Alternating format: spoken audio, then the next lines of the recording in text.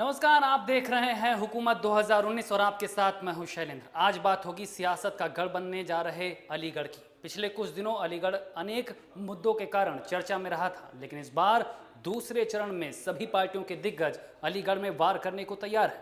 हुकूमत 2019 में आज बात करेंगे कि पश्चिमी यूपी के बाद बीजेपी अब कैसे पूर्वांचल पर फोकस कर रही है और पार्टी के प्रमुख अमित शाह रणनीति तैयार कर रहे हैं। आज बात होगी कि आखिर अखिलेश यादव 5 साल बाद क्यों अच्छे दिन तलाश रहे हैं।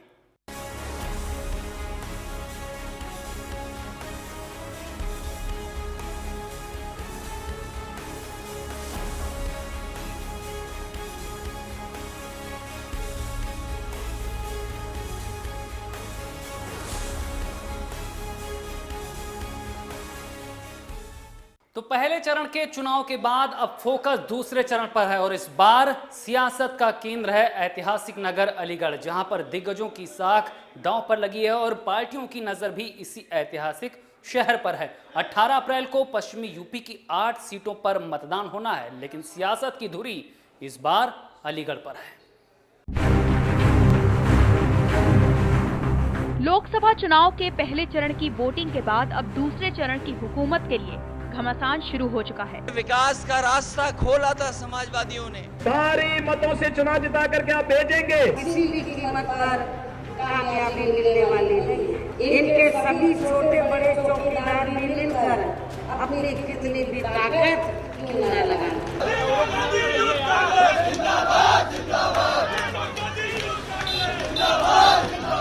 सभी सियासी दलों ने अपना प्रचार अभियान तेज कर दिया है।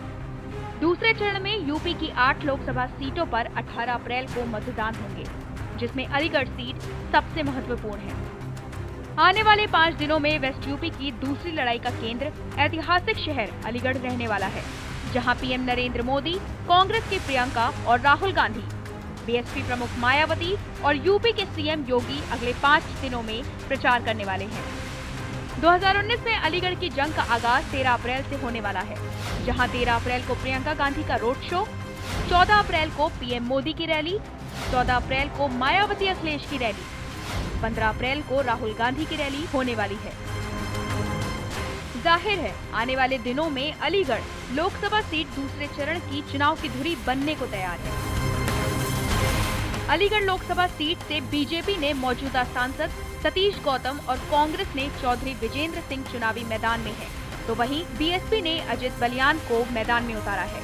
जातीय समीकरण के लिहाज से देखें तो यादव, ब्राह्मण, राजपूत और जाट के करीब 1.5 लाख वोट हैं, जबकि दलित 3 लाख और 2 लाख के करीब मुस्लिम मतदाता हैं। अलीगढ़ के दंगल में बीएसपी और कांग्रेस दोनों ने जाट उम्मीदवार उतारे हैं, तो बीजेपी ने ब्राह्मण पर दांव खेला है।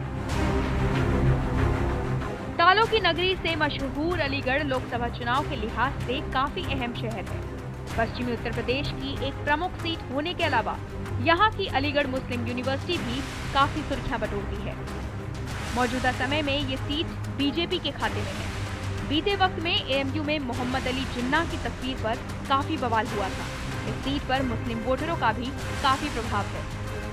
ऐसे में 2019 लोकसभा चुनाव में अलीगढ़ की जंग बेहद दिलचस्प होने वाली है।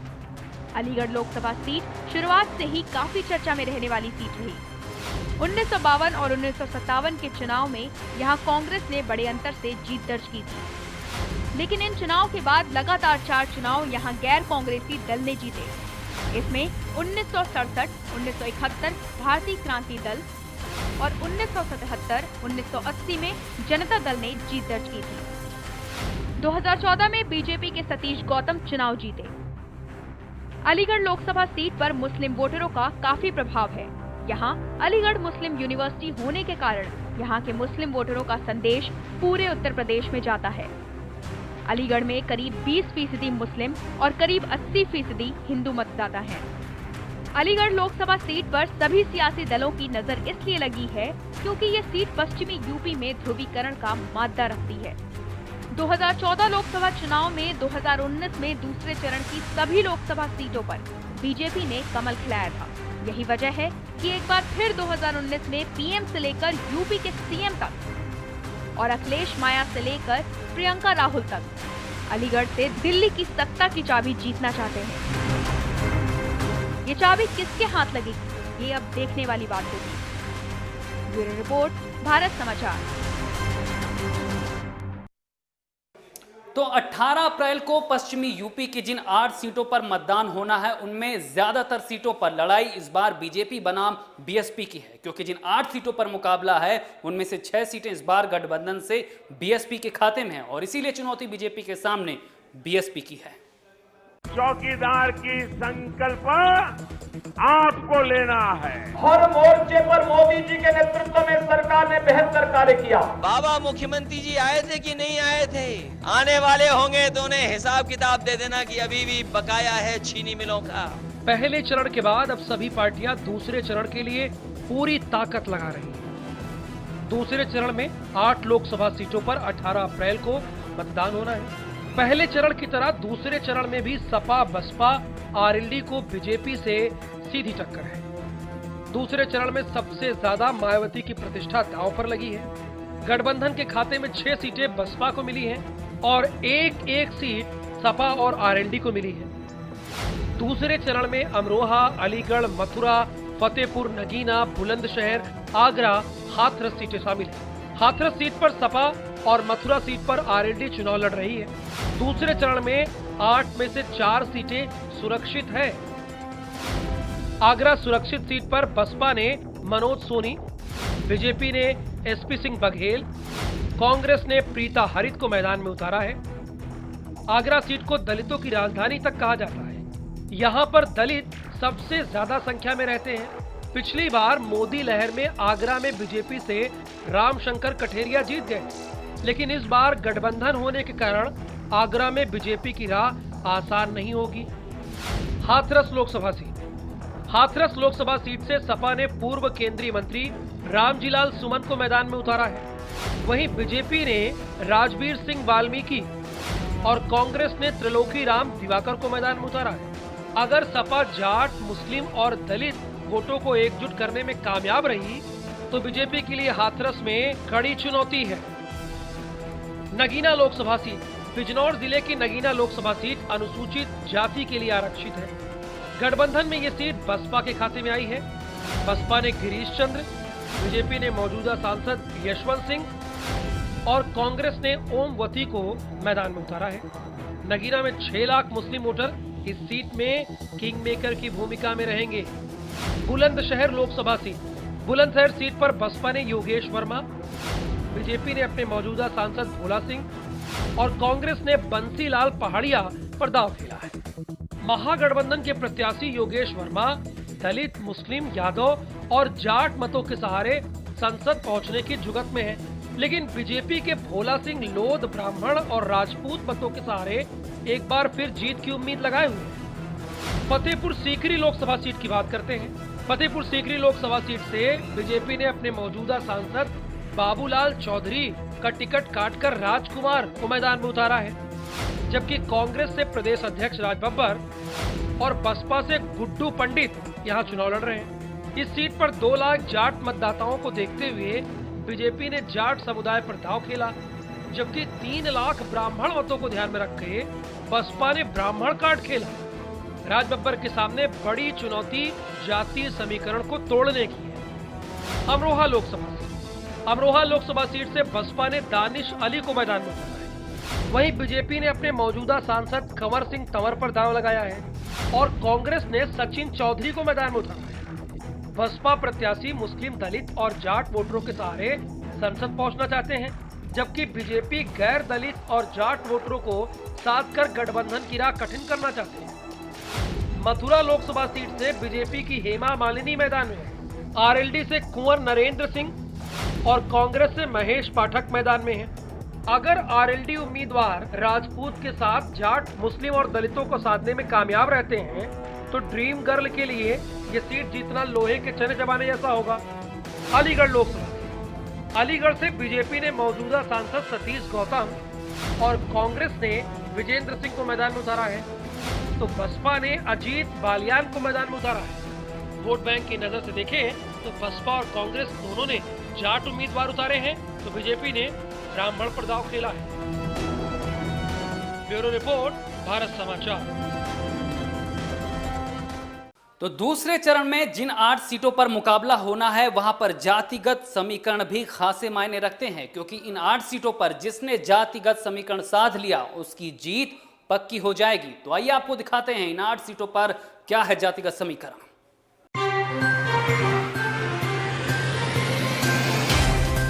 चुनाव में जो पार्टी जातियों को अपने पाले में कर लेती है उसकी झोली में जीत अपने आप आ जाती है। दूसरे चरण के चुनाव में हर सीट पर जातीय समीकरण काफी महत्वपूर्ण भूमिका निभाने जा रही है। अगर जातीय समीकरण साधने में गठबंधन कामयाब हो जाता है तो जीत पक्की है, और अगर समीकरण गड़बड़ होते हैं तो बीजेपी फिर से 2014 का इतिहास दोहरा सकती है। अब आपको ग्राफिक्स के जरिए दूसरे चरण की 8 लोकसभा सीटों के बारे में विस्तार से बताते हैं। Bulandshahr Lok Sabha seat 1.5 lakh Brahmin voter, 1 lakh Rajput voter, 1 lakh Yadav voter, 1 lakh Jat voter, 3,50,000 दलित वोटर, 2,50,000 मुस्लिम वोटर, 2 लाख लोध मतदाता। मथुरा लोकसभा सीट की बात करते हैं। 4 lakh Jat voter, 2.5 lakh Brahmin voter, 2.5 lakh Rajput voter, 2.5 lakh दलित मतदाता और 1.5 लाख मुस्लिम वोटर। अब बात करते हैं हाथरस लोकसभा सीट की। 3 lakh Jat voter, 2 lakh Brahmin voter, 1.5 lakh Rajput voter, 3 lakh Dalit voter, 1.5 lakh Baghel voter, 1,25,000 Muslim voter. Amroha Lok Sabha seat 5 lakh Muslim voter, 2.5 lakh Dalit voter, 1 lakh Gurjar voter, 1 lakh Kashyap voter, 1.5 lakh Jat voter और 95,000 लोध मतदाता। आगरा लोकसभा सीट 3 लाख दलित, 1.5 लाख ब्राह्मण, 1,75,000 ठाकुर, 4 लाख वैश्य, 2.5 लाख मुस्लिम। अब बात करते हैं अलीगढ़ लोकसभा सीट की। 3 lakh Dalit voter, 2 lakh Muslim voter. अब बात करते हैं फतेहपुर सीकरी लोकसभा सीट की। 2 लाख जाट मतदाता, 3 लाख ब्राह्मण वोटर। नगीना लोकसभा सीट की बात कर लेते हैं। 5.5 lakh Muslim voter, 1,20,000 Jat voter, 1,30,000 Chauhan voter. हर सीट पर जातीय समीकरण काफी जटिल है। गठबंधन अगर दलित, जाट और मुस्लिम वोटों को साध लेता है तो संसद जाने का रास्ता क्लियर हो जाता है, लेकिन अगर इन मतदाताओं को बीजेपी समझा ले जाती है फिर गठबंधन का भी गणित गड़बड़ा सकता है। ब्यूरो रिपोर्ट, भारत समाचार।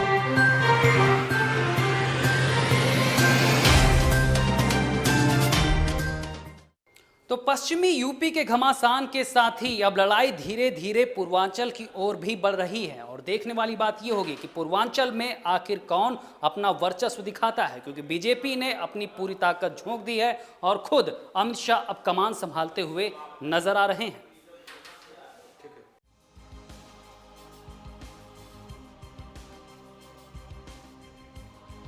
देश की सत्ता का रास्ता यूपी से होकर जाता है और यूपी को जीतने के लिए पूर्वांचल को जीतना जरूरी है। इसी फॉर्मूले से 2014 की लोकसभा और 2017 के विधानसभा चुनाव में यूपी में सबसे ज्यादा सीटें हासिल करने वाली बीजेपी अब 2019 की जंग फतह करने के लिए पूर्वांचल में पैठ बनाने की कोशिश में है।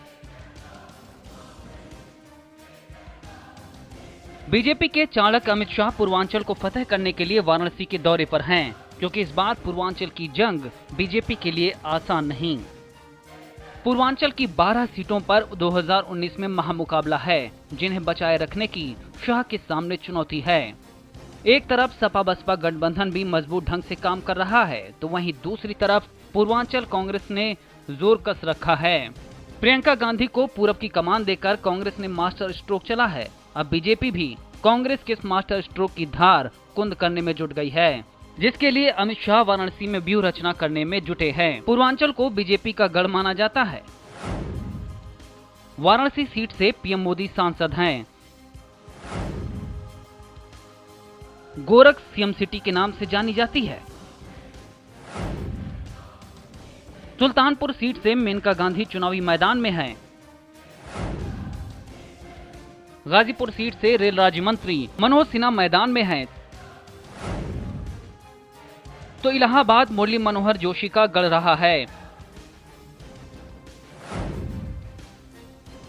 देवरिया कलराज मिश्र का गढ़ माना जाता है, जिसे बचाने के लिए बीजेपी के चाणक्य प्लान बना रहे हैं। वाराणसी में पूर्वांचल की 26 सीटों की समीक्षा अमित शाह के पूर्वांचल प्लान का हिस्सा है। 2019 के लोकसभा चुनाव में पूर्वांचल की अहमियत को पीएम मोदी के दौरे से भी समझा जा सकता है। पूर्वांचल को साधने के लिहाज से प्रधानमंत्री नरेंद्र मोदी मगहर के बाद सपा के संरक्षक मुलायम सिंह यादव के संसदीय क्षेत्र आजमगढ़ में रैली कर चुनावी ताल ठोक चुके हैं, क्योंकि चुनावी विसात पर वेस्ट यूपी की कई सीटों पर इस बार जंग जोरदार होने वाली है। गौरतलब है कि मोदी को सत्ता में आने से रोकने के लिए यूपी में विरोधी दल एकजुट हैं। पूर्वांचल के गोरखपुर और फूलपुर लोकसभा उपचुनाव में सपा बसपा की एकता से बीजेपी चारों खाने चित हो गई थी।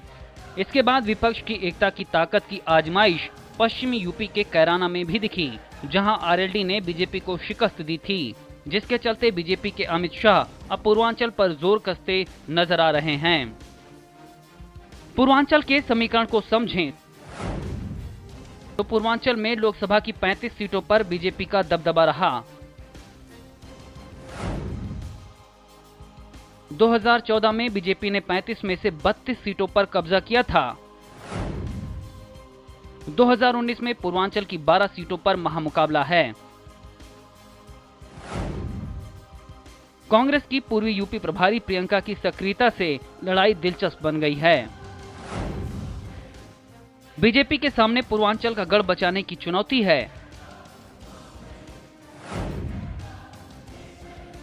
पूर्वांचल की पट्टी ब्राह्मणों का मजबूत गढ़ माना जाता है। अधिकतर सीटों पर ब्राह्मण वोटरों की महत्वपूर्ण भूमिका है, जो पूर्वांचल के सियासी समीकरण को बदलने का दम रखते हैं। 2019 की हुकूमत के लिए बीजेपी पूर्वांचल पर दांव लगा रही है। शाह का पूर्वांचल प्लान और बीजेपी का मिशन पूर्वांचल कितना सफल होगा, ये आने वाली 23 मई को साफ हो जाएगा। ब्यूरो रिपोर्ट, भारत समाचार। तो एक तरफ अलीगढ़ सियासत का केंद्र बन रहा है, तो अमित शाह पूर्वांचल की ओर फोकस कर रहे हैं। लेकिन इन तमाम संकेतों के बीच अखिलेश यादव लगातार बीजेपी पर हमलावर बने हुए हैं। पीलीभीत में उन्होंने बीजेपी पर धोखा करने का आरोप लगाया और पूछा कि आखिर कहां हैं अच्छे दिन।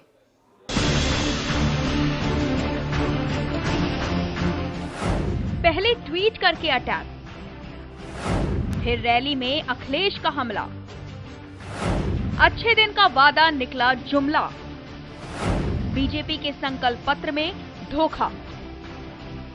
यूपी में पहले चरण के चुनाव के बाद अब दूसरे चरण की बारी है। जैसे जैसे चुनाव एक चरण से दूसरे चरण की तरफ बढ़ रहा है, वैसे वैसे एक दूसरे पर हमले भी काफी तेज होते जा रहे हैं। पीलीभीत में रैली करने पहुंचे अखिलेश यादव ने बीजेपी पर जमकर हमला बोला। नोटबंदी और अच्छे दिनों के वादे पर बीजेपी को घेरते हुए अखिलेश यादव जमकर तंज कसे। अखिलेश ने कहा कि नोटबंदी के नाम पर बीजेपी ने जनता का पैसा ले लिया और बाद में बीजेपी के कुछ खास लोग काला धन लेकर देश से भाग गए। अखिलेश ने कहा कि बीजेपी ने जनता से अच्छे दिनों का वादा किया था, लेकिन अच्छे दिनों के नाम पर बहुत बड़ा छलावा हुआ है। घोषणा पत्र 2019 का इन्होंने जारी किया है। ये जो संकल्प पत्र नहीं है, ये भारतीय जनता पार्टी का धोखा पत्र है। हमें और आपको धोखा देने वाला पत्र है।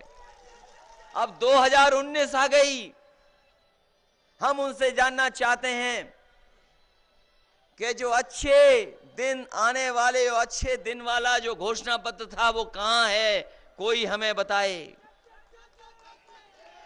अच्छे दिन वाला घोषणा पत्र भारतीय जनता पार्टी का कहां है? अब अच्छे दिन पता ही नहीं कहां पर हैं। भारतीय जनता पार्टी तो नहीं ला पाई। कम से कम हम लोगों को बता दो कि अच्छे दिन कहां हैं, हम लोग चल करके पहुंच जाएंगे वहीं पर। अखिलेश ने सबसे पहले ट्वीट करके बीजेपी पर अटैक किया और कहा कि पहले चरण की वोटिंग के बाद बीजेपी में सन्नाटा है। ट्वीट के बाद पीलीभीत की रैली में भी सीएम के निशाने पर सिर्फ बीजेपी रही। योगी सरकार पर हमला बोलते हुए अखिलेश ने कहा कि सरकार ने गन्ना किसानों के बकाया भुगतान का वादा किया था, लेकिन अभी तक भुगतान नहीं हुआ है। बीजेपी ने पहले जो वादे किए थे उनको अभी तक पूरा नहीं कर पाई है और फिर से घोषणा पत्र में कई वादे कर दिए गए हैं। अखिलेश ने बीजेपी के घोषणा पत्र को धोखा पत्र करार दे दिया। हमारे किसान भाई हैं, यहां पर उपस्थित होंगे, बताओ अभी भी बकाया है चीनी मिलों का, नहीं दे पाए पैसा सरकार के लोग और प्राइवेट मिल, अभी भी पड़ा हुआ है, नहीं दे पा रहे ये लोग। बाबा मुख्यमंत्री जी आए थे कि नहीं आए थे? आने वाले होंगे तो उन्हें हिसाब किताब दे देना कि अभी भी बकाया है चीनी मिलों का। पहले चरण के चुनाव के बाद अखिलेश अब बीजेपी पर और ज्यादा आक्रामक हो गए हैं। जिस तरह से वो बीजेपी को अपने बयानों में निशाने पर ले रहे हैं, उससे साफ जाहिर होता है कि अखिलेश अपनी टक्कर सिर्फ और सिर्फ बीजेपी से ही मान रहे हैं। पीलीभीत से जावेद शेख, भारत समाचार। तो हुकूमत 2019 के आज के एपिसोड में फिलहाल इतना ही। कल फिर नई सियासी तस्वीर के साथ आपके साथ हाजिर होंगे, लेकिन दीजिए इजाजत। नमस्कार।